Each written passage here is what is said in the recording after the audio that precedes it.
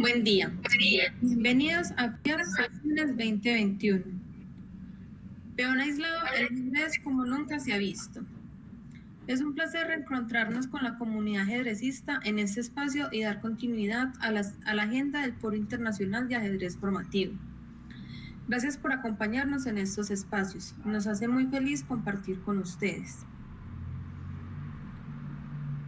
Desde el día de hoy nos acompañará desde Argentina Cristian Maidana y como comentarista la venezolana Mónica Navarro. Cristian, buen día. Mónica, buen día. Reciban un caluroso saludo desde Medellín, Colombia. Gracias por acompañarnos hoy. Queremos hacer un reconocimiento a nuestros colaboradores de América y Europa por hacer posible esta propuesta. Para Peón Aislado es muy grato compartir con la comunidad ajedrecista a esta experiencia, que se encuentra llena de inmensos aprendizajes. Hoy nos acompañará Cristian Maidana. Él es maestro FIDE, instructor de ajedrez, formador y actualmente tiene International Chess Lesson, la cual es una escuela para aprender ajedrez por medio del pensamiento. Hoy nos traerá a su ponencia el secreto que todo ajedrecista debe conocer para no fracasar en el ajedrez, donde nos dirá que deben de aprender los ajedrecistas cómo mover las piezas y luego nos instruirá en diversos temas, cómo se juegan en torneos, cómo se gana y se pierde, pero que hay muy poca relación en la cantidad de maestros y cantidad de jugadores es muy baja. Hoy Cristian nos dará una luz del tema para saber qué ocurre en esta situación. Les recordamos que nos pueden comentar en la página del evento y en las redes sociales. Las preguntas e inquietudes serán discutidas por nuestros invitados. Cristian, qué bueno que puedas acompañarnos en la sesión FIAP 2021. Puede usted tomar la palabra. Hola Tatiana, ¿cómo estás? Buenas noches. Muchas gracias otra vez por invitar al ICL en tus exponencias brillantes que estás llevando a cabo en toda Latinoamérica. Agradecer a todo tu equipo de Peón Aislado. Y bueno, un placer realmente tener este espacio para charlar de este tema que no se charla mucho, ¿no? Es un tema que ahí, como dijiste, me gustó tu frase, hay poca luz. Bueno, yo preparé una micro presentación. Déjame ver cómo hago aquí para mostrarla. En la parte inferior, al lado de la manito está la pantalla. Ahí puedes compartir. Activar, desactivar, vista en cuadrícula. Dame un segundito. Pantalla, compartir un video. Bueno, estoy viendo.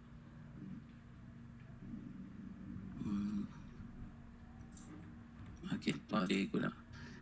A ver, bueno, no estoy viendo la opción para poder compartir pantalla.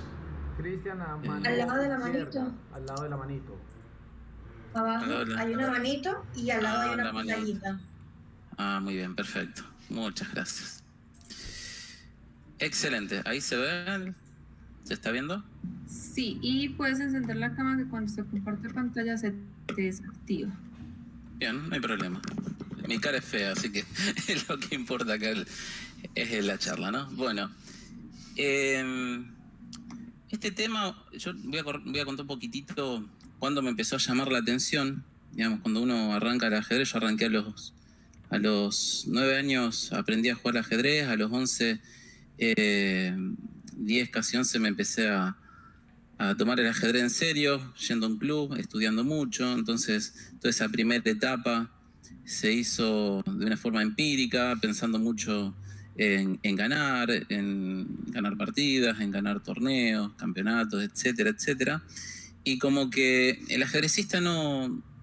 En ese momento, bueno, estamos hablando del año 1991, es decir, había muy pocos libros, ¿no? Como hoy día que estamos inundados, ¿no? Estamos infoxicados de información.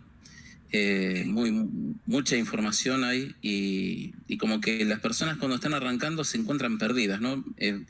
Hago cierta similitud a cuando yo arranqué, no había información y ahora hay mucha, es decir, hemos pasado de un estadio a otro y en aquella época había, pongamos un número, en la ciudad de Rosario, que en Argentina, 300, 400 chicos que jugaban en escuela primaria y secundaria.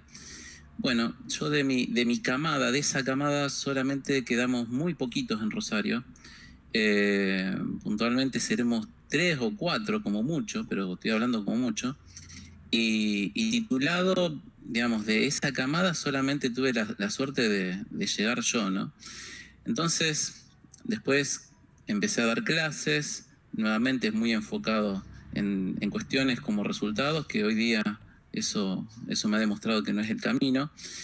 Y bueno, me agarran esta etapa de ya un poco maduro, digamos, con respecto al ajedrez, y a los 43 años, y haciéndome muchos cuestionamientos, ¿no? Y uno de ellos era que yo dije, ¿cómo puede ser que entre 300, 400 personas, solamente 3, 4 con toda la furia estemos, digamos, ligados al ajedrez y que solamente haya un titulado? Entonces, empecé a pensar mucho sobre este tema, por qué podía darse. Entonces pensé que era una cuestión de la ciudad de Rosario. Dije, bueno, debe ser aquí en Rosario, que no hay tanta actividad, quizás como en Buenos Aires, ¿no? Y bueno, con la venida de Internet tenemos la suerte de googlear y que nos responda un poco este tipo de cuestionamiento, ¿no? Entonces, la primera pregunta que me hice hace un tiempo era ¿cuántos jugadores de ajedrez hay en el mundo? En iChess hay un informe en el año 2018 que hablaba que había unos 800 millones de jugadores de ajedrez en todo el mundo. Estamos hablando del año 2018, es decir, no en periodo de pandemia. Con la pandemia sabemos que se ha exponenciado a un nivel, no sé, digamos, no sé si se podrá medir la cantidad de jugadores que hay actualmente. ¿Sí? Esos 800 millones, la verdad que me llamó mucho la atención la cantidad. Y después me hice la segunda pregunta. ¿Cuántos jugadores titulados había en el mundo? De esos 800 millones me encontré con la sorpresa que 1.500 jugadores solamente había titulados. Es decir que estamos hablando año 2018 de 800 millones de personas, 1.500 titulados. Si sacamos un porcentaje, el 0,3% de jugadores son titulados. Si nos ponemos a pensar un poquito en pandemia, esos 800 millones se ha exponenciado a un nivel, digamos, histórico, pero la cantidad de jugadores titulados no, es decir, que este 0,3 ha quedado muy irrisorio, ¿no? Entonces, la cuestión es por qué ocurre que las personas o abandonan el ajedrez, ¿sí? En el caso, en mi caso de la pregunta original, o por qué no están llegando a ser titulados. Y bueno, dentro del ICL he podido medir mucho, ¿sí? Para sacar conclusiones. Y, digamos, dentro de un aspecto muy amplio de personas que recién inician, hasta personas que hace 5 décadas que están jugando al ajedrez, de niños de 6 años hasta personas de arriba de 80 años, digamos, es bastante variado. Y hay un común denominador, ¿sí? Que yo lo voy a tratar de explicar con la curva de cambio, ¿sí? Este es un estudio que hizo una psiquiatra, Elizabeth Kubler-Ross. Voy a tratar de llevar este estudio al ajedrez, ¿sí? Bien, ocurre que la mayoría de las personas llegan en un momento de su vida ajedrecística, por llamarlo de alguna forma, en el cual se estancan, ¿no? Entonces, comienzan, ganan, pierden, por ahí ganan algún que otro torneo, o no tienen la suerte de ganar un torneo, y con el correr del tiempo empiezan a estudiar, ¿no? Estamos hablando de las personas de ajedrez que han dedicado su tiempo al estudio, ¿sí? Y empiezan a estudiar y como que se estancan, como que hay un estancamiento, ¿sí? como que no pueden progresar. Entonces estudian mucho, pero no lo sienten en su calidad de juego y no lo ven en sus resultados, ¿sí? Y eso obviamente que produce mucha frustración. Entonces, primero, antes de abordar un poco más en profundidad, me gustaría ver esta curva de cambio, ¿no? Por empezar, la humanidad siempre ha estado cambiando y ha estado evolucionando, ¿sí? Es decir, yo para encontrar respuestas y ver uno de los secretos, creo que está en esta curva, ¿sí? Es entender que nosotros, como seres humanos, vamos a cambiar. Siempre vamos a cambiar, ¿sí? Entonces, ¿qué me ha encontrado en el ajedrez? Me he encontrado que hay muchas personas que por su edad, porque le han ganado a alguna persona importante en su momento, porque por ego, ¿sí? Hay muchísimas razones, no están evolucionando. ¿Se ve el mouse, Tatiana, cuando lo muevo? No sé si... Sí, se visualiza. Bien, perfecto. ¿Puedes encender Perfecto. la cámara, por favor? A ver, permíteme ver cómo hago aquí. Déjame ver. Aquí. Ahí está.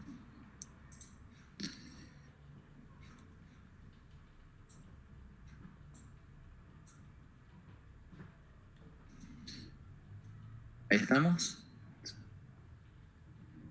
Listo. Perfecto. Entonces, ocurre que, por ejemplo, cuando una persona contaba, ¿no? Aprende a jugar y empieza a estudiar después, no es consciente de lo que nos ocurre como seres humanos, ¿no? Entonces, saber que nosotros necesitamos siempre cambiar, no, digamos, no podemos ser los mismos que hace un tiempito atrás, porque si no nos vamos a estancar. Entonces, una de las principales motivos por los cuales las personas no cambian es porque no evolucionan, es porque no se dan cuenta que tienen que cambiar. Entonces vamos a verlo con este ejemplo, ¿sí? Con este gráfico que hizo, con este estudio, perdón, que hizo Kubler-Ross. Ahí, este estadio ocurre en todas las personas. Estas curvas de cambio, aconsejo que docentes y demás puedan estudiar un poquito más en profundidad, ¿sí? Es muy interesante. Pero hay un primer momento donde nosotros estamos haciendo alguna actividad, ¿sí? Y por X motivo nos encontramos con un choque. Entonces voy a dar un ejemplo. Yo vengo jugando ajedrez, vengo bien, y de golpe empiezo a encontrar que mi ajedrez no tiene la misma calidad de antes, no tiene los mismos resultados. Quizás que estoy jugando la defensa siciliana, ¿no? Y amo la defensa siciliana, y esto me ha ocurrido en la realidad, y hace varios años atrás. Digamos, la defensa siciliana es la defensa que más cómodo me he sentido, la que más me gusta, pero en resultados no ha sido la más efectiva. Y quizás una defensa como la francesa, que es algo que no me sentía tan a gusto, sí me he encontrado con resultados positivos. Entonces, ¿qué ocurre acá? Entonces vengo, defensa siciliana, punto 1, me choco con la realidad, que no me siento que como que hay una pared que no puedo pasar, ¿sí? Entonces digo, no tengo que jugar más, perdón, imaginemos que viene una persona, un maestro, y me dice, mira, Cristian, vos no tenés que jugar más siciliana y tenés que jugar francesa, ¿sí? Esto lo que le estoy contando es algo real, ¿sí? Entonces, no, como francesa, si yo la francesa la detesto, no me gusta, entonces viene un segundo estadio que es la negación, ¿sí? Hay un segundo estadio, imaginemos que esta línea que está aquí es la de calidad de juego, resultados, como quieran llamarle, ¿sí? Puede ser también tema de motivación, como dice acá, energía, etcétera.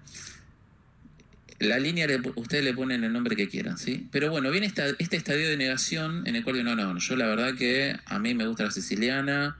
Imaginemos, el maestro X se está confundiendo y claro, tengo de golpe mis resultados, mi calidad de juego se acrecenta, ¿no? Y después llega un momento donde otra vez me veo medio estancado, ¿sí?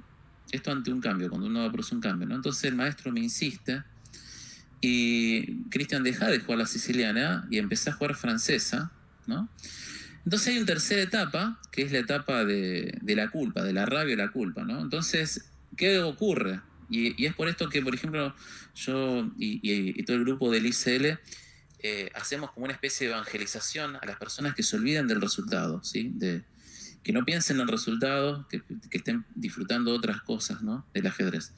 Pero ¿qué ocurre? Imaginemos que es la línea de resultado esto. De golpe yo estaba jugando francesa, ¿sí? Contraté un coach, un profesor, me pongo a estudiar francesa, con la siciliana las últimas partidas me fue muy bien, y cuando empiezo a jugar francesa mis resultados se empiezan a destruir, ¿no? Entonces me pongo a pensar, pucha, este profesor no es bueno, la verdad que me está diciendo que tengo que jugar francesa y yo con la siciliana me iba bien y mi calidad de juego y mis resultados se empiezan a caer, y es una curva muy pronunciada la que se cae, ¿sí?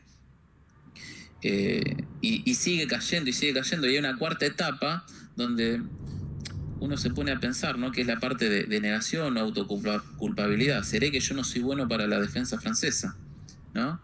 Entonces, quizás, el profesor tiene razón, pero bueno, y me empiezo a echar distintas culpas, ¿sí? No, porque la verdad que yo estoy jugando en este momento partidas rápidas y las partidas rápidas no me favorecen, y empiezo a buscar excusas, ¿no? Entonces digo, bueno, voy a tratar de jugar partidas más largas y empiezo a meter excusa mientras sigo estudiando, ¿sí? Yo sigo estudiando porque estoy intentando cambiar y los resultados no aparecen y se siguen destruyendo, ¿no? Se siguen destruyendo, y la línea de ese elo ficticio que tiene cualquier plataforma de ajedrez se sigue destruyendo. Esto con el paso del tiempo, ¿sí? Yo sigo estudiando y no veo nada. Y llega un momento, este es un punto crucial de depresión y confusión que le llama Elizabeth. Y es verdad, en un momento sí, pero la verdad que yo tengo que dejar de jugar francesa y tengo que volver. Y bueno, es un momento súper crítico, ¿sí? Súper crítico.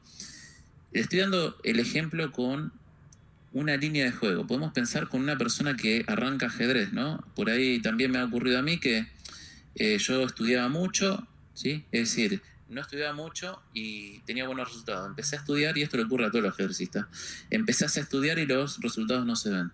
No se ven, y llega un momento que en la curva del tiempo se nota, digamos, se nota que vos estás estudiando meses y meses y no ves los resultados. Entonces entras en un estadio de depresión, de confusión, ¿no? Desmotivación.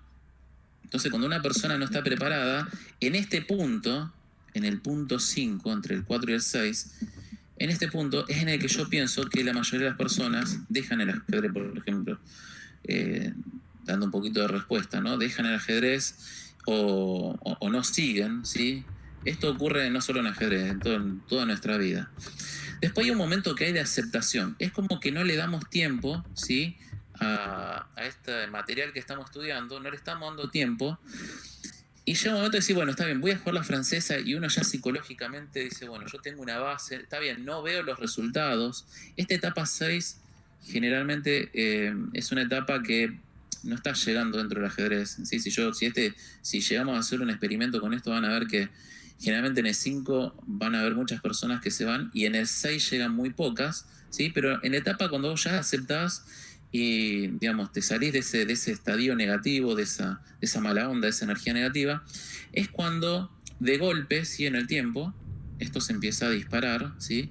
Y como que parece, aquí cuando empiezan a presentarse los resultados, la calidad de juego, etcétera, parece como que hemos resuelto un problema, y ahí es cuando nosotros vemos el posible progreso, ¿sí?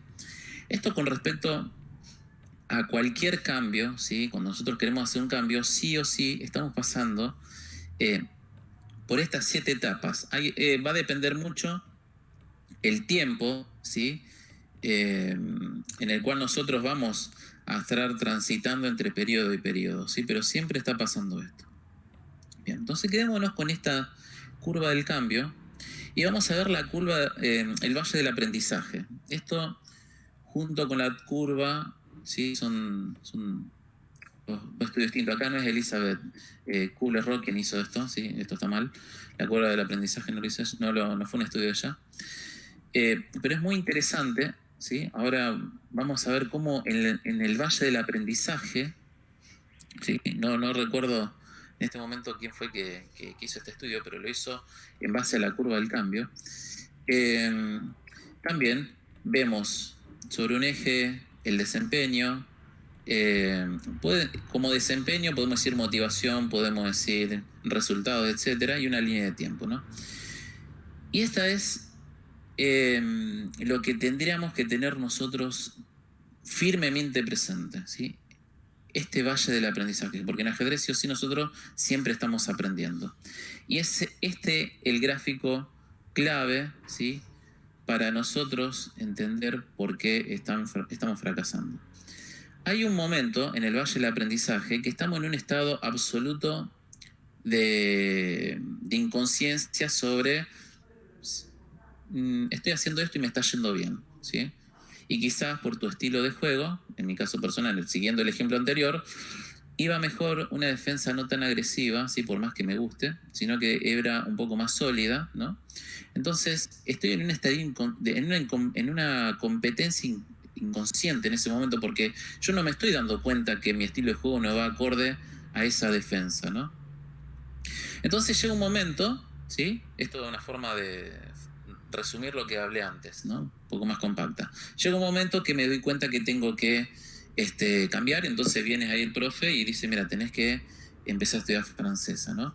La curva del valle, el valle del aprendizaje tiene la misma curva, ¿sí? Si se ponen a ver, que la curva del cambio. Es muy similar, ¿sí? Muy similar, ¿no?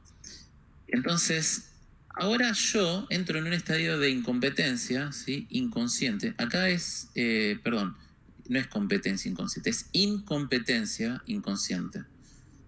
Acá, es decir, tengo una incompetencia, una habilidad que yo no la sé, ¿sí?, no la sé, y tampoco soy consciente de que no la sé. En el estadio 2, en esta fase 2, no la tengo esa competencia, ¿sí? Es decir, todavía no sé jugar francesa porque la estoy estudiando. Entonces tengo una incompetencia pero consciente. En esta segunda fase yo sé que tengo que estudiar, soy consciente que tengo que cambiar la defensa, ¿sí? Y aquí es cuando se viene al bajo desempeño, resultados, etcétera, ¿no? Luego yo un estadio, aquí en el medio, también, en este estadio donde en el paso 5 del gráfico anterior de confusión, ¿sí?, donde la mayoría de las personas abandona o tiran la toalla, como quieran decir de la expresión, ¿sí?, es donde directamente esto no sirvo, no va más, etc. Pero si doy ese pasito más, es decir, yo me puse a estudiar y empiezo a jugar la francesa, ¿sí?, y empiezo a ver una pequeña, leve mejora, ¿sí? Entonces, ya me la aprendí a la francesa, la estoy empleando, va a transitar un tiempo, ¿sí?, que puede ser días, semanas, meses, ¿sí?, y hasta años dominar algo, ¿sí? Entonces, va a pasar un tiempo.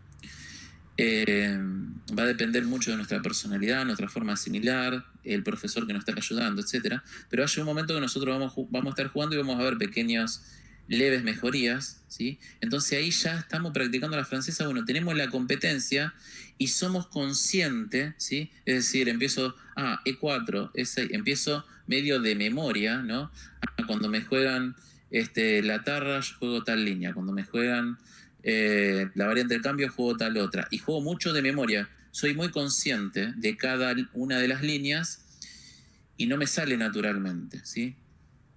Y luego va a llegar un estadio de una competencia, si ya juego la francesa, la estudié, la practiqué un montonazo, un estadio de competencia inconsciente, es decir, cuando yo la juegue, prácticamente ni cuenta me voy a dar que estoy jugando la francesa, sino que va a ser muy inconsciente y muchos de los temas que habré estudiado lo voy a estar practicando, ¿sí?, de una forma como respirar. Yo en este momento no me pongo a pensar a ver si estoy inhalando, exhalando, lo hago de forma inconsciente, ¿no? Entonces, este valle del aprendizaje este gráfico realmente es muy interesante, y es muy interesante que los jugadores de ajedrez lo conozcan. Puntualmente los jugadores de ajedrez, ¿por qué? Porque el ajedrez es bastante cruel. Cuando arrancamos a jugar al ajedrez, ¿sí?, tenemos una curva que para llegar a un resultado vamos a perder muchas partidas, inevitablemente. Vamos a tener que estudiar mucho, ¿sí? Es decir, esta curva del tiempo se estira, ¿sí? Estamos hablando en general, ¿sí? Recuerden que cuando uno juega un torneo hay un solo campeón, ¿sí?, y un subcampeón, el resto estamos como en un pelotón, ¿sí? Que, bueno, queremos ser campeón, pero el 99,9% de las personas en este estadio, ¿sí? Porque siempre hay un jugador, siempre hay un Magnus Carlsen, pero el 99,9% de las personas necesitamos ser conscientes de los tiempos, ¿sí? De los tiempos que nos tenemos que dar para aprender. De la realidad del ajedrez, que es muy duro arrancar, que vamos a perder mucho. Es muy importante setear las expectativas, no los resultados, sino las expectativas. Entonces, motivar mucho a los chicos o a las personas que están iniciándose, entendiendo que la calidad del juego va por sobre los resultados, nunca mirar los resultados, porque, por ejemplo, una partida buena la puede hacer todo el mundo, ¿sí? Todo el mundo puede hacer partidas buenas, ¿sí? Y si yo me hago foco en esa, por ejemplo, digo, bueno, mi expectativa es, por dar un ejemplo muy simple, salir de la apertura enrocado y desarrollado todas mis piezas. Me pongo esos dos objetivos. Y siempre voy a estar súper motivado. Cada vez que juegue y yo chequee mis partidas, voy a estar viendo que al principio me olvidé de enrocarme. Después me enroqué. ¿Sí? Voy a tener que estar pensando, voy a pasar por esta parte. Arranco el ajedrez. No sabía que me tenía que enrocar. Bueno, ahora sé que tengo que enrocarme. Listo. Ahora, cada vez que juego una partida, conscientemente pienso, me tengo que enrocar, me tengo que enrocar, me tengo que enrocar. Y finalmente va a ser absolutamente inconsciente el enroque, ni lo voy a pensar, ¿sí? Bien, esa es una competencia, ¿sí? Que no me va a llevar tanto tiempo, va a ser bastante rápido. Ahora voy a otra competencia más. Aparte de la apertura del enroque, quiero aprender a desarrollar las piezas. Primero un caballo y después un alfil. Y vuelvo de una forma, un ciclo repetitivo, a recorrer el mismo camino. Por cada competencia. Entiéndase una competencia, una habilidad que yo desarrollo. Y los ajedrecistas, ¿sí? Es imposible medir la cantidad de habilidades, pero sí lo podemos englobar en fundamentos, los fundamentos de la apertura. Va a llegar un momento que vamos a tener un conjunto de 7, 5, 10 reglas, ¿sí? Entonces vamos a estar midiendo los fundamentos. Esta línea va a tener como 10 hilos acá adentro, ¿sí? Cada una de esas reglas. Entonces, la importancia de la realidad con respecto a los resultados, con respecto a qué nos vamos a poner como foco, ¿sí? Y que necesitamos tiempo, ¿sí? Digamos, para aprender algo necesitamos tiempo y que no importa cuánto yo estudie y cuán inteligente yo sea, esta curva, ¿sí? Esta curva la voy a obtener siempre. Cuán ancha o angosta va a depender de N factores, hay muchos factores, ¿sí? Por ejemplo, la parte psicológica, la energía que se ponga, la familia, no estar mirando resultados, una persona que te esté acompañando o amigos, ¿sí? Etcétera. Hay personas que obviamente, en mi caso, por ejemplo, me cuesta mucho adquirir una habilidad y entro dentro del estándar. El estándar, para que sea una idea, se dice que para nosotros aprender una habilidad o una competencia necesitamos 21 días, ¿sí? Entonces, si dividimos en 3... qué lástima, yo que no puedo hacer gráfico. Pero, denme un segundito, a ver. Vamos a hacer... Vamos a dibujar un poquito. Aquí, con este lo voy a poder hacer. Se está viendo, ¿no? La herramienta, sí. Bien. Si nosotros nos ponemos a pensar, ¿sí? Y partimos esto en 21 días, nos vamos a dar cuenta más o menos que en esta zona van a estar los primeros 7 días. En esta zona van a estar más o menos, perdón, yo no soy buen dibujante, ni tengo pulso, acá vamos a estar en los primeros 7 días, acá vamos a estar en los primeros 14, y fíjense cuándo empiezan los resultados, ¿sí? Acá hay 21 días, pero si me pongo a partir de estos 7 días, los resultados como que lo empiezo a ver en esta zona, ¿sí? La calidad de mis resultados.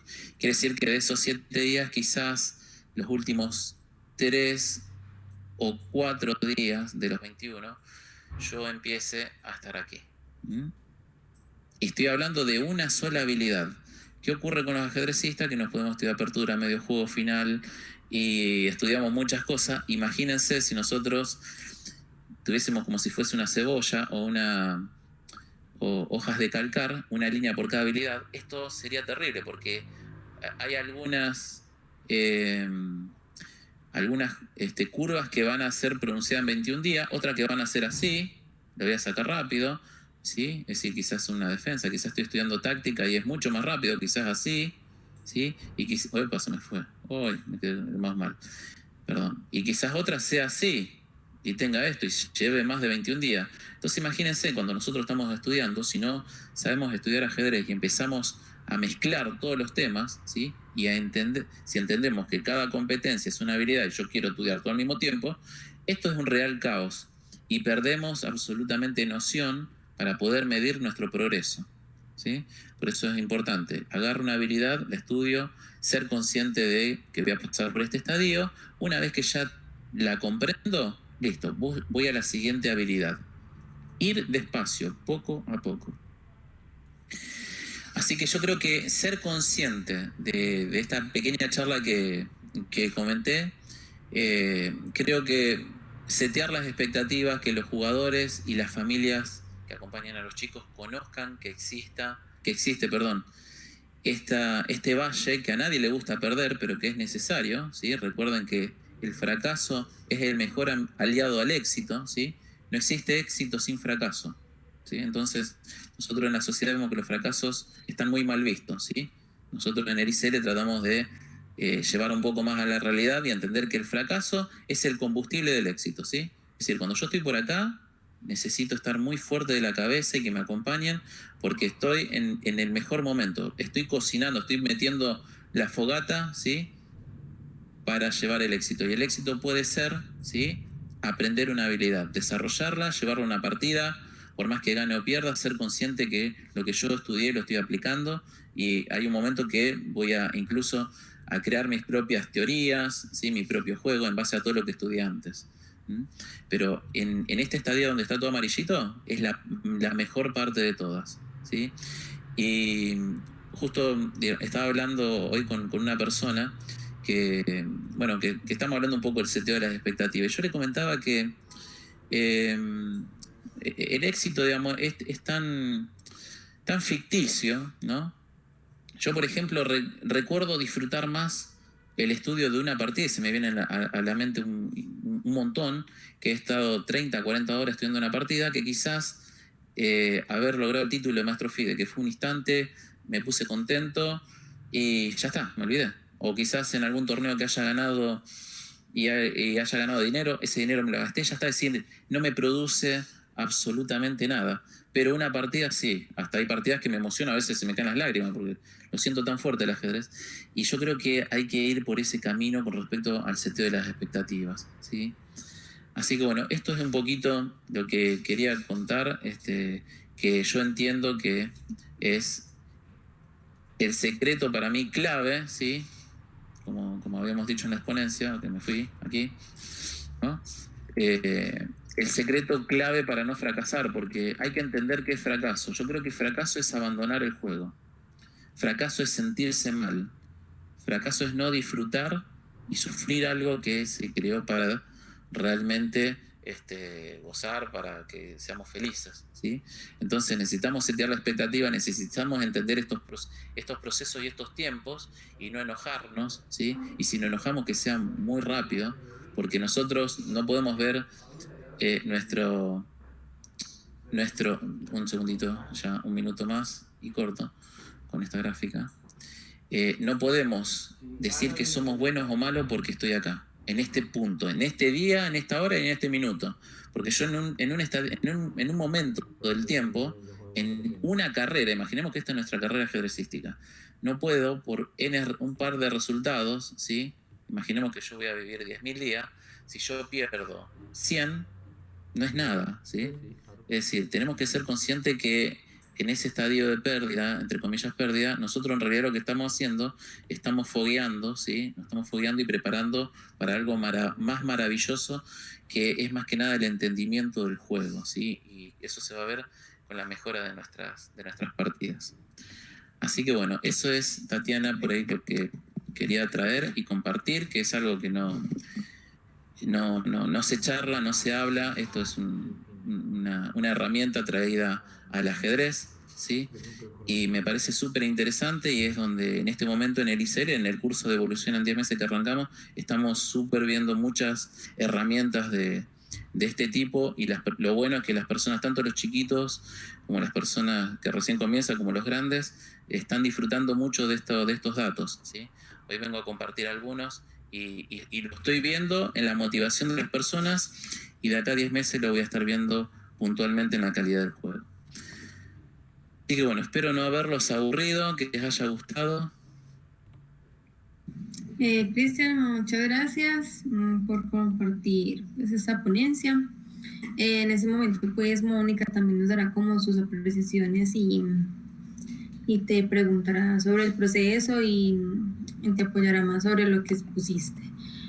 Mónica Dayana Navarro Maldonado, bienvenida a Peón Aislado, gracias por acompañarnos el día de hoy como comentarista. Mónica es autora del libro Consejos para Padres y Madres de Ajedrecistas, es experta nacional de ajedrez, es árbitro nacional con norma de árbitro FIDE y entrenadora. Mónica, bienvenida, puedes hablar. Ya, muchas gracias, Tatiana. De verdad que estuvo espectacular la ponencia de Cristian, me gustó muchísimo. Me sentí muy identificada, de hecho con lo que dijo al final sentí que hasta se me erizó la piel y sentí como tanta emoción. Yo soy muy de expresar mis emociones. ¿Y por qué me siento identificada? Precisamente porque me parece que como jugadora, porque yo he pasado por las 4 facetas de ajedrecista, la única que me falta es organizador, es que como jugadora, en la curva, o sea, es como que yo quedé abajo, pero yo fui por un caso particular y es que a mí me encanta el ajedrez, amo el ajedrez. Sin embargo, en el punto más alto, cuando yo me encontraba más arriba, ocurrió algo en la escuela de ajedrez donde yo estudiaba en mi país. Y es que, pues bueno, hubo como un desastre natural y se cayó el registro y entonces nos quitaron la escuela de ajedrez para colocar esta institución ahí de manera provisional, pero esta manera provisional nunca, o sea, nunca fue, pues sí, se quedó ahí y más nunca tuvimos nuestra escuela.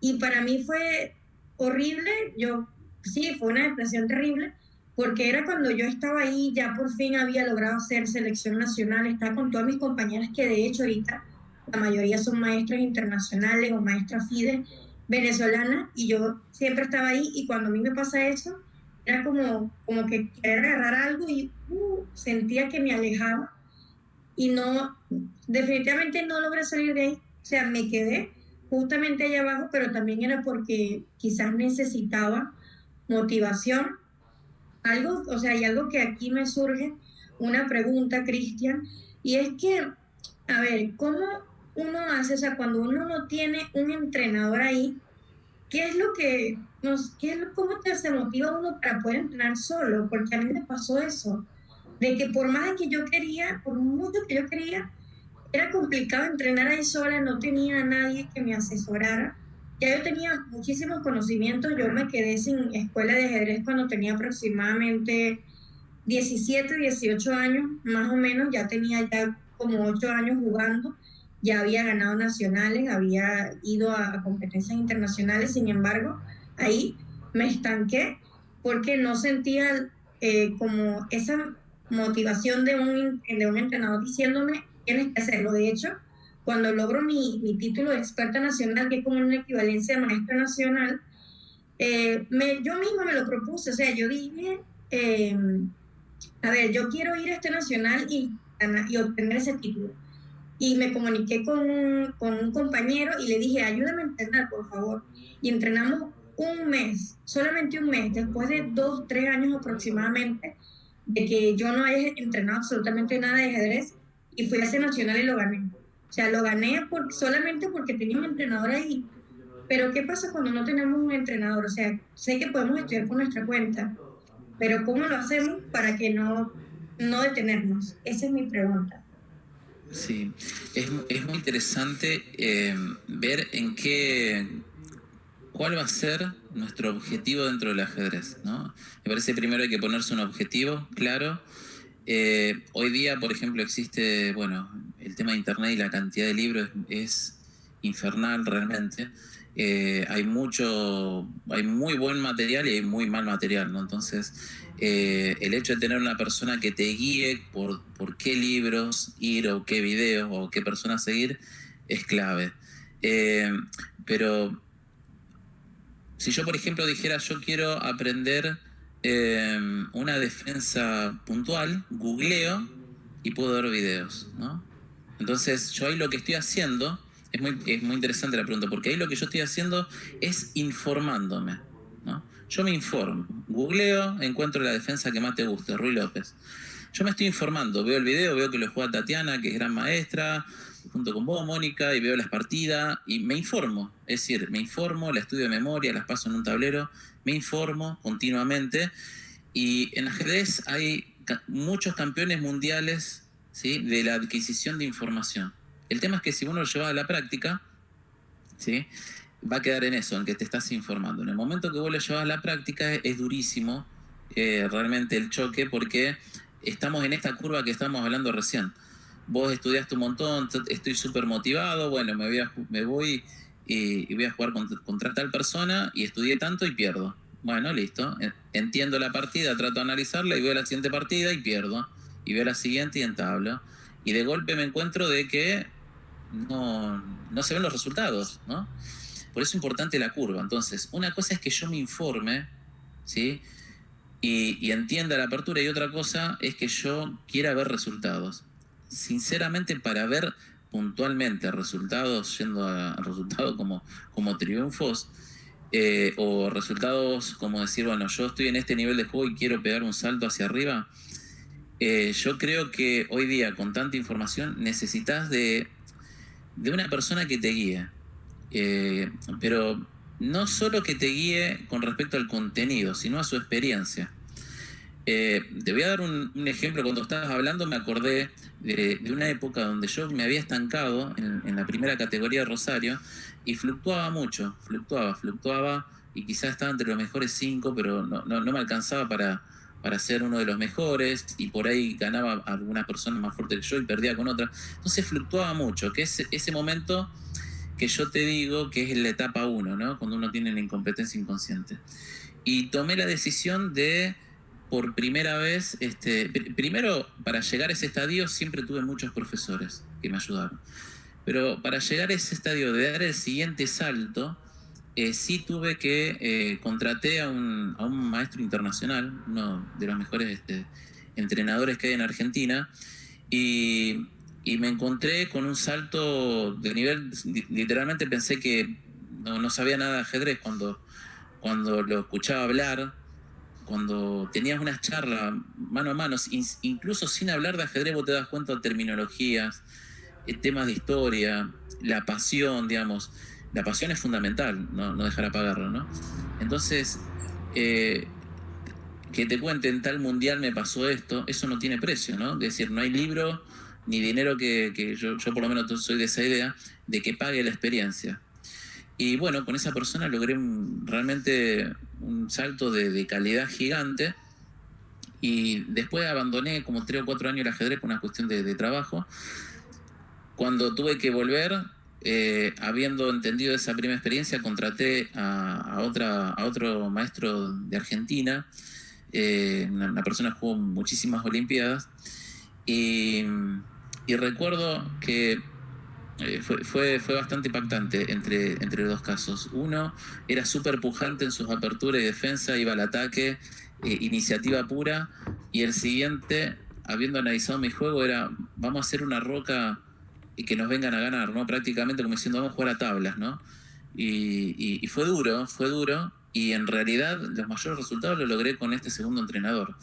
Y ambos son maestros internacionales de mucho renombre, a nivel mundial son conocidos.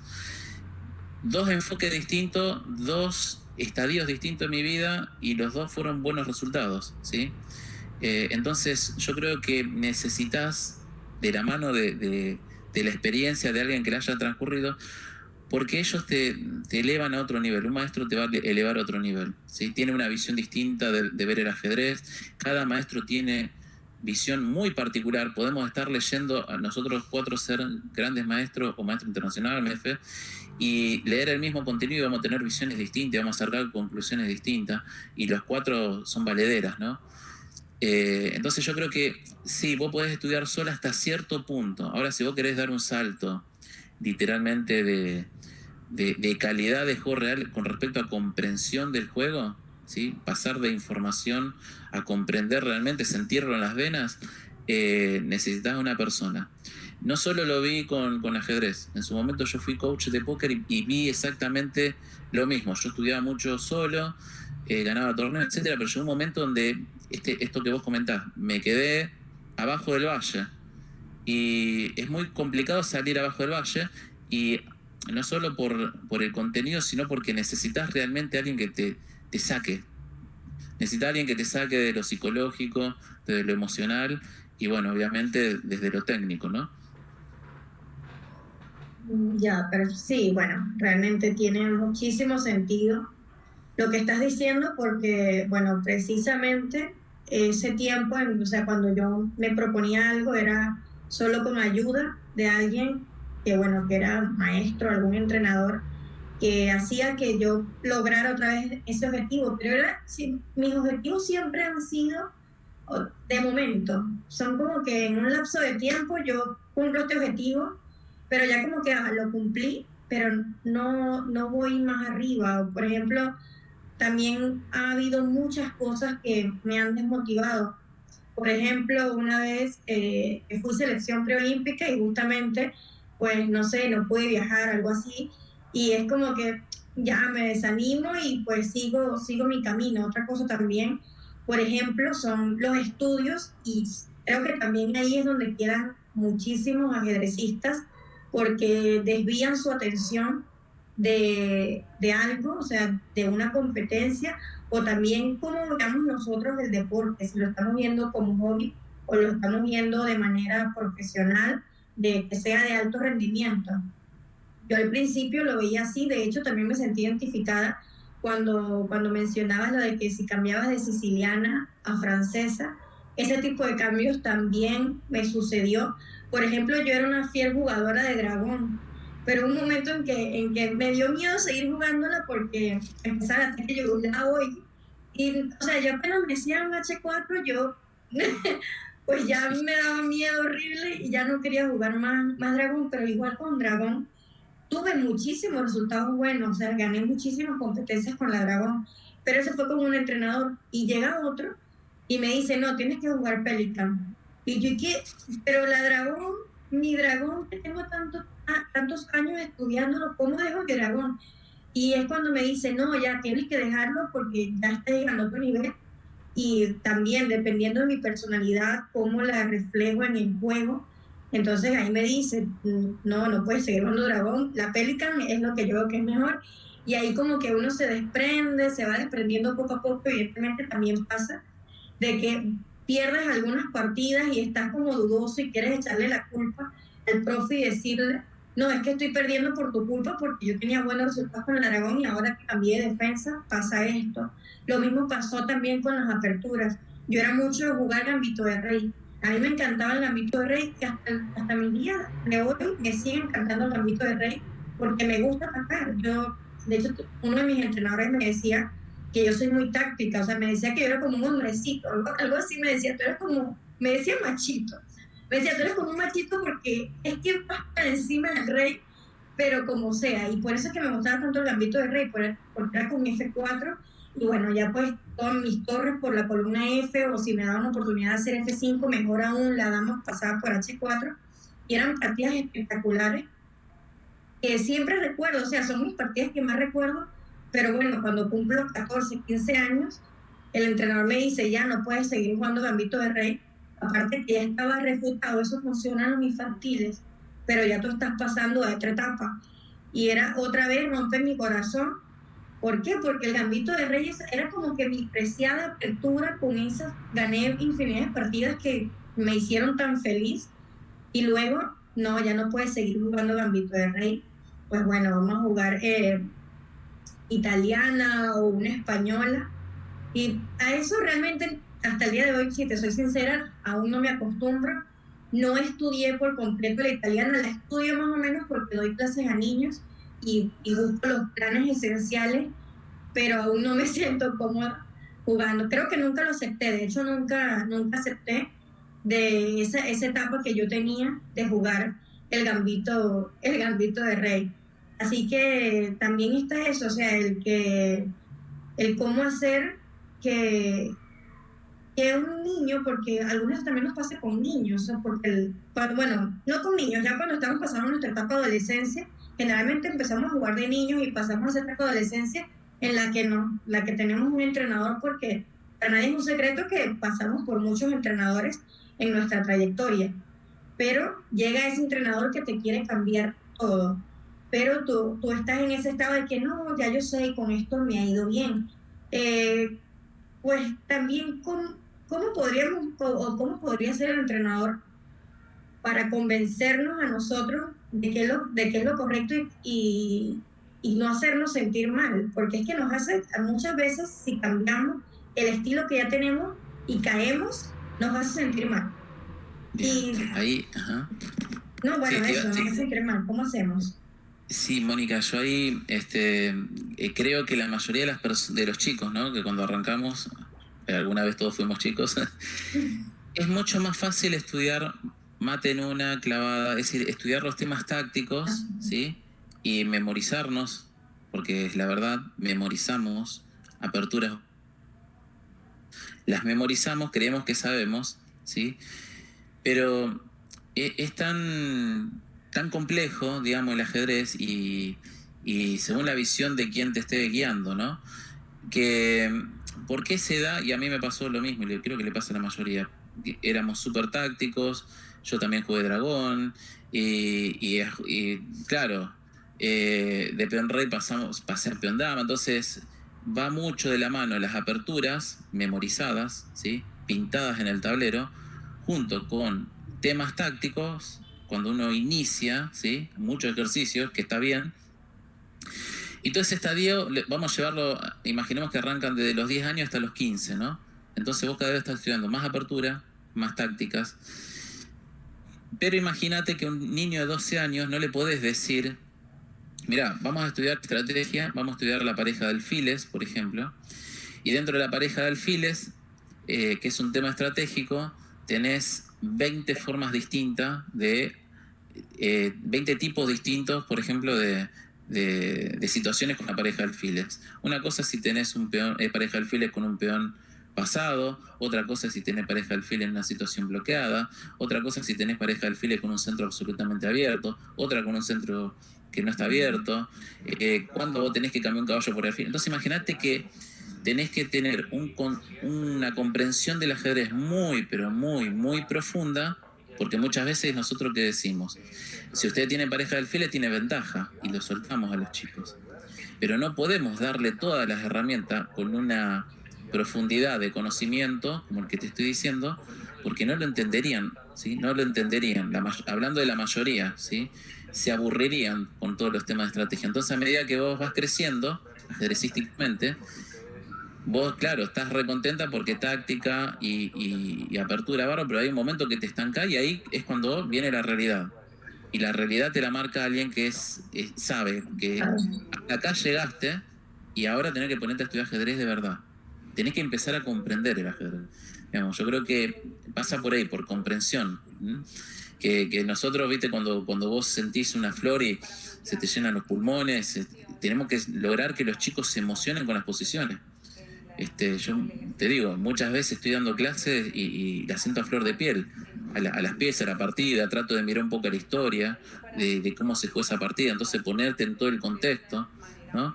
Hay un video de YouTube muy interesante sobre la vida de Capablanca, una película que no me acuerdo si era el torneo de Moscú del año 25, creo que era. Bueno, que Capablanca arranca muy mal y va explicando, ¿no? Cómo es digamos, qué es lo que le pasaba a Capablanca en ese torneo. Entonces, conocer un poco la historia para entender qué es lo que estaba pasando en el juego. Son cosas muy, muy interesantes, ¿no? Que por lo menos uno lo pone a flor de piel. Entonces, ocurre eso, que la mayoría de los chicos, mucha táctica, mucha apertura, pero porque no podemos dar estrategia, no podemos estrategia. Digamos, no queda nadie en nuestras aulas si nosotros nos ponemos a hablar de estrategia. Son muy pocos los que quedarían. Entonces es necesario que tengan una madurez de edad, ¿sí? Una madurez en el juego, para que de a poquito empezar a mecharlo sobre estrategia. Ni hablar de finales, de temas psicológicos y demás, ¿no? Algo que te quería mostrar, muy interesante, porque ves que estamos viendo ahí la resistencia al cambio, que es otro tema, ¿no? Te quiero mostrar una cosita que es muy interesante. Yo, por cierto, que el otro día estaba viendo un libro que es que me perdonan las aperturas, pero los finales son más importantes. Sí, sí, hay muchos puntos de vista, ¿no?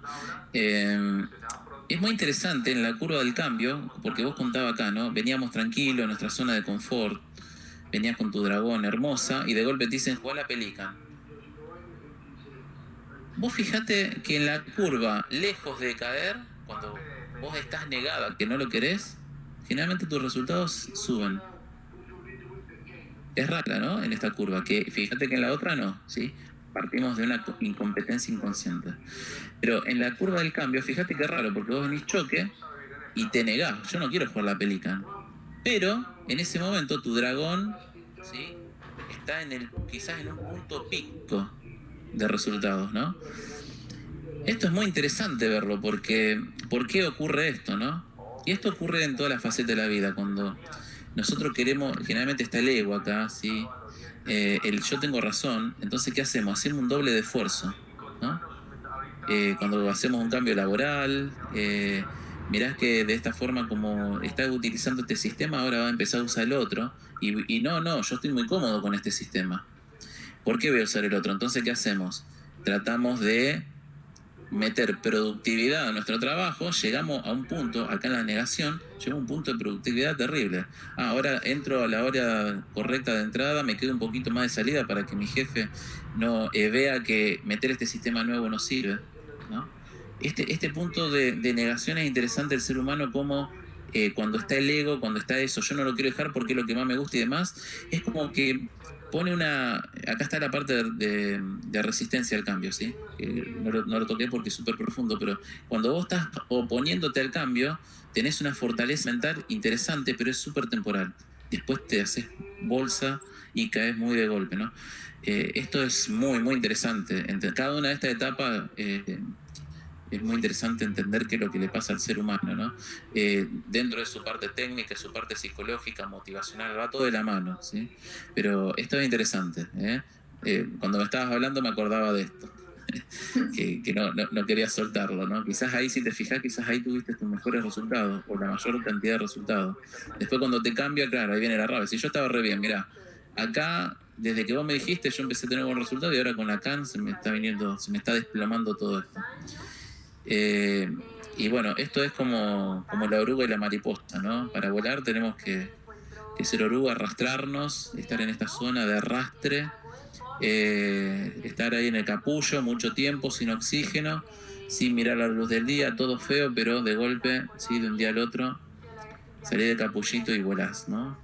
Un poco también se trata de eso.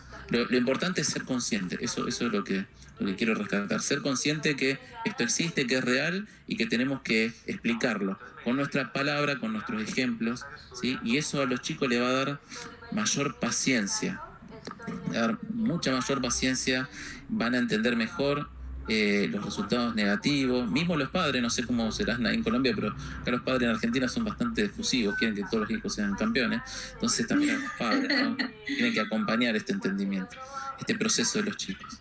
Sí, bueno, con cuestión a los padres, bueno, ya como pudiste escuchar al principio, ya es así como que lo que he estudiado más y en esa parte me he basado.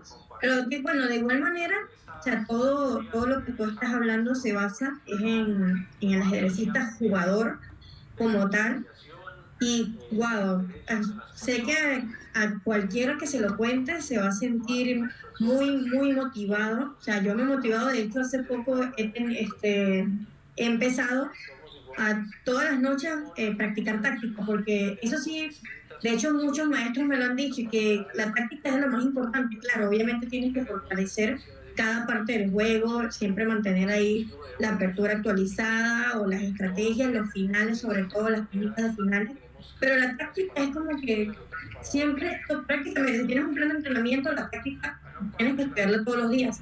Sé que no tengo un plan de entrenamiento en este momento, sin embargo, me he propuesto a mí misma el estudiar táctica todas las noches porque trabajo, tengo el día full y qué más quisiera poder tener tiempo para dedicarle. Sé que podría ahí por ahí colocar algún tiempito para poder hacerlo y lograrlo. También tengo una meta que es ser selección olímpica. Si fui ¿por qué no ser de una ya selección olímpica como tal? Esa meta la tengo, podría llamarla ilusión, pero es que ilusión suena muy real.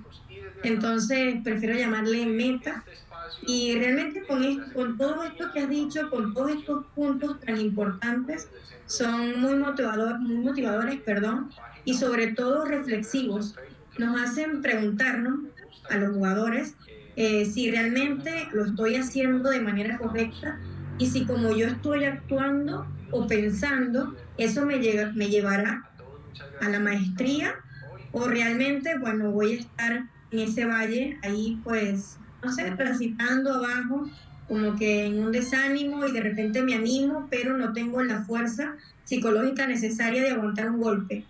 Es decir, ese golpe de que hoy sí lo quiero lograr, pero vas y pierdes una partida o pierdes un torneo y automáticamente, ¡pum!, vuelves a bajar, sino que, como tú lo mencionabas también al principio, el ajedrez tiene algo muy fuerte y es que tienes que perder muchísimas partidas, tienes que perder muchas partidas para poder lograr lo que quieres y en ese punto de perder muchas partidas es cuando realmente debemos ser fuertes de manera psicológica, que eso también nos enseña el ajedrez, a ser fuertes en este aspecto y bueno, y esto, aparte del ajedrez, obviamente también nos va a ayudar en nuestra vida en general, de cuando nos planteamos una meta, no importa cuántos obstáculos haya, siempre debemos pasar por encima de ellos y si chocas contra uno, bueno, cáete, pero levántate porque debes continuar y eres tú contra el mundo, así que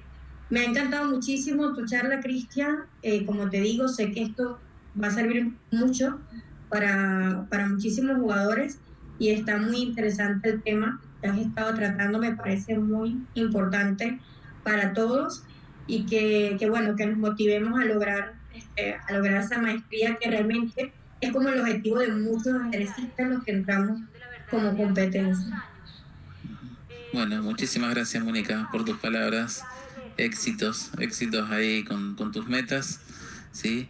Estamos en otro tipo de ajedrez, también hay que entenderlo. Yo, digamos, antes de crear el ICL me di cuenta que tuve que romper todos los paradigmas, me di cuenta que todo lo que había hecho durante 20 y pico de años, casi 30, lo había hecho mal y tuve que arrancar de cero, así que en este momento estoy transitando, junto con el ICL, un periodo de cambio muy profundo, donde desarrolló un montón de metodologías propias y estoy viendo que esas metodologías le están sirviendo a muchas personas. Entonces es interesante también esto, ¿no? Entender que que no es el mismo ajedrez que estamos viviendo hoy día, ¿sí?, que el de hace 2, 3 años atrás. Y ni hablar, yo tuve 10 años sin jugar ajedrez, ni hablar de hace 10 años. Entonces hay que amoldarse al cambio, porque el que no se amolda al cambio pierde, ¿no? En general, estoy hablando. Hoy día los cambios se producen con mayor velocidad y bueno, tenemos que estar ahí, siempre atentos, pero creo que la base de todo es la felicidad y tenemos que crear metodologías y tenemos que crear los caminos hacia los chicos en el cual ellos se sientan felices, ¿sí? Para eso tenemos que sacar los resultados de lado y hacerle ver otro tipo de ajedrez, otra forma distinta de ver el ajedrez, ¿no? Que si ellos pierden una partida, pero realmente han aplicado algo que les llevó mucho tiempo estudiarlo, eso vale más que cualquier campeonato que puedan ganar, ¿no? Así que bueno, eso. Así es. Muchas gracias pues a ambos por esa retroalimentación y ese aporte al ajedrez educativo y social. Les recordamos que pueden encontrar el evento a través de peonaislado.cf escuela, donde juegas, aprendes y compartes. Tenemos 3 preguntas del público, las pueden responder ambos. La primera pregunta es: ¿cómo acercar la práctica del juego a la cotidianidad de las personas? Tatiana, te escuché toda entrecortada. ¿Me podrías, o no sé si puedo escribir por ahí en el chatcito? ¿Cómo acerca la práctica del juego a la cotidianidad de las personas? Ah, ok, ya. O sea, es como, la pregunta es como, ¿cómo imita la vida del ajedrez? Por decirlo de alguna manera, pues citando a Kasparov, algo así. Esa es la pregunta, como yo la entiendo. No sé, Cristian, si quieres responder eso. Mi vida pasa por el ajedrez. Yo soy gerente estratégico de negocios y aplico todas las herramientas del ajedrez a mi vida. Desde el análisis de mercado, análisis de clientes, cuando tengo que coachear a alguien. Realmente todas las herramientas del ajedrez va muy de la mano con los negocios, en mi caso. Ha ido muy de la mano cuando estuve en la parte de recursos humanos, cuando me toca capacitar. Utilizo muchas herramientas, no solo del ajedrez, también del póker. Es como que hay 3 patas ahí. Y me permite ir y venir y traer de todos lados, traer ideas. Esta idea, esto que yo les mostré a ustedes, por ejemplo, lo traigo de mi profesión. No es que nace del ajedrez, ¿no? Me puedo traer estas herramientas porque lo vivo diariamente y cotidianamente. Mismo pasa con el ajedrez. La vez pasada hice una capacitación para personas que algunas juegan ajedrez, otros no, y explicando qué es el ajedrez dinámico, estratégico, táctico, y cómo agregar valor en el cliente, ¿no? Son talleres súper espectacular, novedosos, digamos, no los he visto, pero es esto, es el ida y vuelta con las herramientas y machearlo, ¿no? Es muy interesante la pregunta porque yo creo que tendría que ser obligación hoy día, que es obligación el inglés, para poder comunicarnos, ¿sí? Hoy día quien no sabe inglés es como que queda fuera del mercado laboral, literalmente. Bueno, el ajedrez pasa lo mismo. Si nuestros hijos no aprenden ajedrez, con el inglés aprendemos a comunicarnos y con el ajedrez aprendemos a pensar. Creo que debería ser absolutamente obligatorio el ajedrez para dar herramientas, ¿no? Porque la escuela, te ponen a estudiar, pero nunca nadie te explica cómo leer un libro, cómo se estudia. Entonces, medio, yo estoy con el sistema educativo, estoy un poco enojado, porque creo que está mal enfocado, ¿no? Hay muchas cosas que no están acorde a lo que se necesita hoy día. Y la gente necesita mucho motivación, mucho correr resultados, ¿sí? Es una sociedad muy cruel esta. Entonces necesitamos reenfocar la vida, reenfocar a los chicos, hacer que piensen por sí mismos, no que copien y peguen. Hoy día las tareas, yo lo veo, copian y pegan los chicos, ¿no? Entonces como que lejos de ejercitar el pensamiento, estamos atrofiando el cerebro, ¿no? ¿Y Mónica tiene alguna opinión al respecto? Bueno, ¿cómo acerca la cotidianidad al ajedrez o el ajedrez a la cotidianidad? Que es la pregunta. Bueno, como lo decía Cristian, es que nos da muchísimas herramientas, pero a mi parecer, personalmente, de las herramientas que más nos acerca a la cotidianidad el ajedrez es la tenacidad de tomar decisiones. O sea, el ajedrez nos enseña esto, a tomar decisiones, y nosotros en la vida constantemente estamos tomando decisiones, y creo que esa es una de las mayores cosas en la que nos acerca el ajedrez, o que en la cotidianidad se acerca al ajedrez. O sea, es mi respuesta así como concisa y lo que más puedo apreciar en este punto. Bueno, la otra pregunta es: ¿cuáles son las barreras más importantes para progresar desde pequeño? ¿Cuáles son los pasos?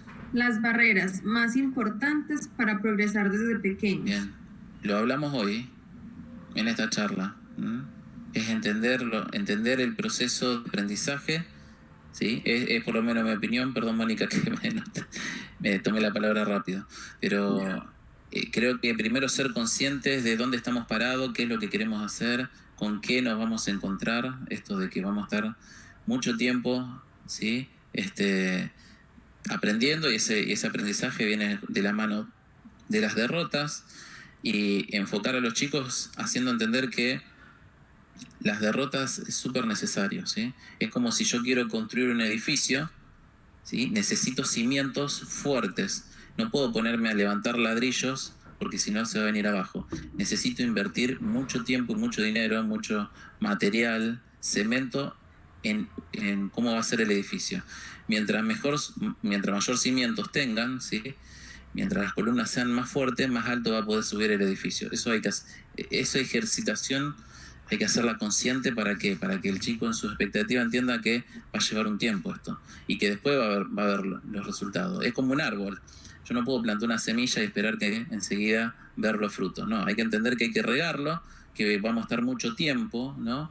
Mucho tiempo. Voy a contar una anécdota ya que está. La caña de bambú, siempre la cuento porque es muy buena. La caña de bambú, que no lo conoce, durante 7 años no se ve ni un brote, ¿no? Entonces todos los días vos la estás regando y no ves nada.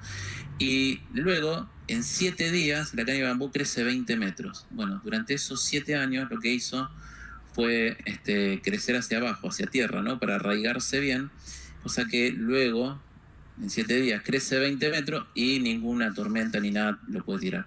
Algo así, digamos, entendiendo el concepto de la caña de bambú, hay que llevarlo a los chicos, ¿no? Sí, de hecho eso de la caña de bambú, o sea, qué bien que lo menciones porque yo a mis alumnos también justamente les cuento esta anécdota. Y bueno, pues digamos, para complementar un poco, también voy a ser muy breve, es que en estas barreras, como lo dice Tatiana, es muy importante el triángulo deportivo. El triángulo deportivo que es el padre, el entrenador y el hijo. O sea, que ese triángulo siempre esté de manera perfecta y como fusionado, de una manera de que haya armonía y comunicación, buena comunicación entre estos tres. Y pues bueno, ya lo demás se va dando poco a poco, como ya lo decía Cristian. Bueno, y la última para complementar las dos anteriores es que nombren 3 razones por las que el ajedrez puede aportar a las coyunturas actuales. Mónica, ¿querés arrancar vos? Sí. Es que no entendí la última parte, dijiste ¿a las qué? Nombrar 3 razones por las que el ajedrez puede aportar a superar las coyunturas actuales. No, que empecé Cristian. Bueno, yo creo que como te decía, es súper necesario, ¿sí? Darle herramientas a las personas para que aprendan a pensar, herramientas científicas, no opiniones, ¿no? Es decir, darle herramientas, entender la importancia de los procesos. Y esa ejercitación de procesos de chico, el ajedrecista lo tiene que entender, ¿sí? Aparte, otra es cómo lo afronta hacia la vida. Digamos, la resiliencia, ¿sí? Es decir, cuando estamos ante el fracaso, ¿sí? Generalmente los ajedrecistas, entre comillas, nacemos, entre comillas, fracasados porque la cantidad de partidas que, como hablamos con Mónica, perdés, es impresionante. Y yo lo veo, cuando estuve como gerente de recursos humanos en una empresa, cuando entrevistaba, veía las personas 10, cómo ante el fracaso hacían agua, ¿no? Y lo veo hoy día en muchos jóvenes que no hacen actividades deportivas, ¿sí? Cualquier actividad deportiva ayuda a esto, a que ya de chico empieces a simular el fracaso, que tenga que entender que por tus propios medios tenés que salir hacia adelante. Es esencial, por eso esto también la virtualidad es un peligro gigante, porque hay ciertas etapas que nosotros las pudimos vivir que los jóvenes no. Entonces te encontrás de golpe con 18 o 20 años que tenés que salir a trabajar y no podés afrontar una entrevista, no podés afrontar un no, y ahí viene todo un tema también psicológico, cómo te afecta no poder encontrar trabajo y demás. Entonces el ajedrez como herramienta para pensar, ¿no? Nosotros somos seres pensantes, súper importante, la ejercitación, lo que son la resiliencia, ¿sí? Y después algo muy importante, entre montonazos de beneficios del ajedrez, es el concepto de la abstracción, ¿no? No el material, sino la calidad, ¿no? Entonces, también, con ejemplos de, no, el caballo no siempre vale 3 y la dama vale 9. Muy importante eso, ¿sí? Me parece que con ese punto puntual podemos escribir libros y dar cátedra. En ajedrez lo estamos viendo todos los días cada que nos sentamos en un tablero. En la vida cotidiana cuesta mucho que las personas, ¿sí?, no entiendan que una dama no vale 9, ¿sí? Entonces eso ocurre bastante seguido. Pero bueno, hay muchísimas. Me pediste 3, te di esas 3. Ya, bueno, vamos a ver cómo lo complemento yo. De hecho, que también lo de el valor relativo de las piezas, creo que, a ver, voy a complementar esa parte que de hecho me llamó la atención, ¿por qué las razones? O sea, una razón es que claramente nos enseña a pensar, pero nos ve, a ver, ¿cómo digo esto? Nos enseña que no siempre, o sea, no todo el mundo siempre va a estar en el mismo lugar, y esto nos va a ayudar a adaptarnos a los cambios y también a aceptar o mentalizar de que podemos llegar muchísimo más allá sin importar lo que los otros piensen de ti, o lo que, bueno, cualquier persona quiera juzgar sobre ti. Entonces, en esos pequeños aspectos del ajedrez nos ayuda muchísimo a superarnos, a ver cualquier barrera que se coloque en nuestro camino, simplemente no verla como obstáculo, sino como algo que nos llena de mayor conocimiento y nos ayuda a superarnos muchísimo más para poder continuar hacia adelante. Y bueno, que no nos importe todo lo que está a nuestro alrededor. Es la batalla que nosotros libramos día a día. La vida, el ajedrez, es una batalla que constantemente estamos luchando, y a través de la toma de decisiones logramos superar todo lo que se coloque en nuestros caminos y logramos el éxito. Así es, muchas gracias Mónica y Cristian por compartirnos pues esta presentación del día de hoy. Peón aislado, el ajedrez como nunca se ha visto. El equipo de Peón Aislado quiere reconocer el entusiasmo de nuestros invitados y su mirada única como aporte a una visión común. Compartieron su experiencia y mostraron compromiso a favor de acciones concretas en beneficio del ajedrez educativo, terapéutico, del juego y los chicos. Peón Aislado es una iniciativa que busca impactar la realidad de los jóvenes empleando el ajedrez como medio catalizador. Está dirigido a consolidar una experiencia vital para niños y jóvenes que se encuentran en estado de vulnerabilidad a causa de factores invisibilizados como el aislamiento, la incomprensión y la soledad. Busca enriquecer la vida de sus participantes por medio de una oferta de actividades y recursos que propenden conexiones significativas con sus pares y sus realidades. Queremos darles unas gracias totales a nuestros invitados. Feliz tarde y los esperamos próximamente con más ajedrez educativo. Peón Aislado, el ajedrez como nunca se ha visto. Cristian, Mónica, muchas gracias. Muchas gracias, Tatiana. Mónica, un placer compartir esta charla con vos. Me encantó conocerte. Y bueno, tienen disponibles mis contactos, ¿sí?, por si necesitan algún tipo de ayuda, sugerencia. Y gracias por la invitación nuevamente, Tatiana. Un gusto, Cristian. Gracias, Mónica. Gracias, Tatiana. Realmente ha sido una experiencia muy enriquecedora. Realmente no me creé expectativas de nada. No sabía en qué se iba a basar el tema como tal. Vi el título, pero dije, vamos